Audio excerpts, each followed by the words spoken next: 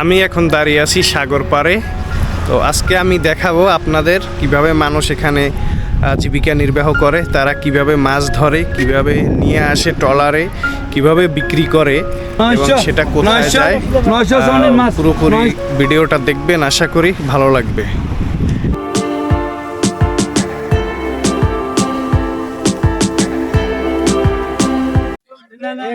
আমি এখন যে জায়গাটায় দাঁড়িয়ে আছি এই জায়গাটা হচ্ছে সাগরের পাড়ে।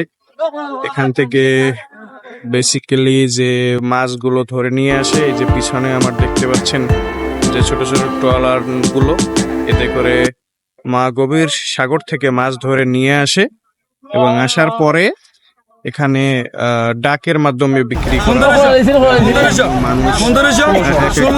মাছের দাম বলে, যেমন 500 টাকা থেকে শুরু হয়, 1000 টাকা থেকে শুরু হয়। তারপরে এটা উঠতেই থাকে দাম, শেষ পর্যন্ত যার দাম বেশি থাকে তাকেই দেওয়া হয়।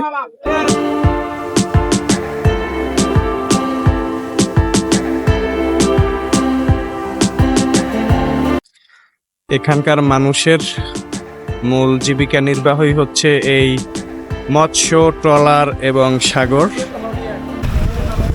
এখানে ঢেউগুলো জাস্ট অসাধারণ, ঢেউয়ের শব্দগুলো মন ভরে যায়।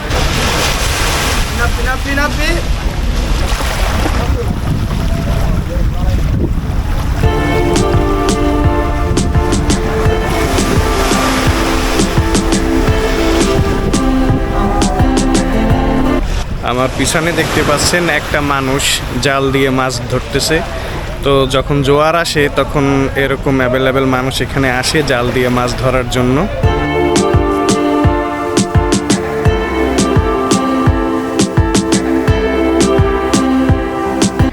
আমার পিছনে দেখতে পাচ্ছেন জাল বিছানো আছে, মাছ ধরা শেষ, এখন রোদে শুকানো হচ্ছে।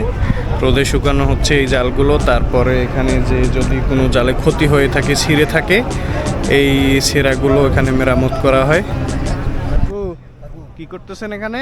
কাজ করতেছি বাবু, জালের জাল সেলাই করতেছেন? যেগুলো ছিঁড়ে গেছে ওইগুলো না? আরেকটা ইন্টারেস্টিং জিনিস দেখাই আপনাদের। এখানে হচ্ছে মাছগুলো কিভাবে মানুষ রোদে শুকাচ্ছে, একটু দেখেন।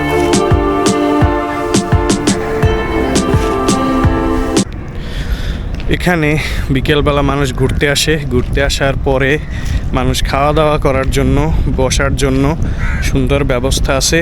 কিন্তু দোকানগুলো এখন বন্ধ।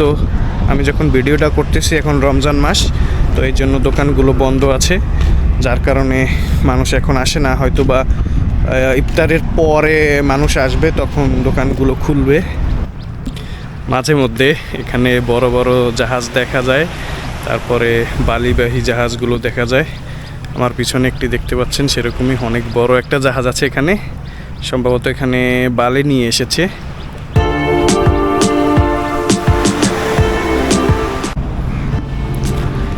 এখানকার মানুষগুলোর প্রধান জীবিকা নির্বাহ হচ্ছে এই মাছ।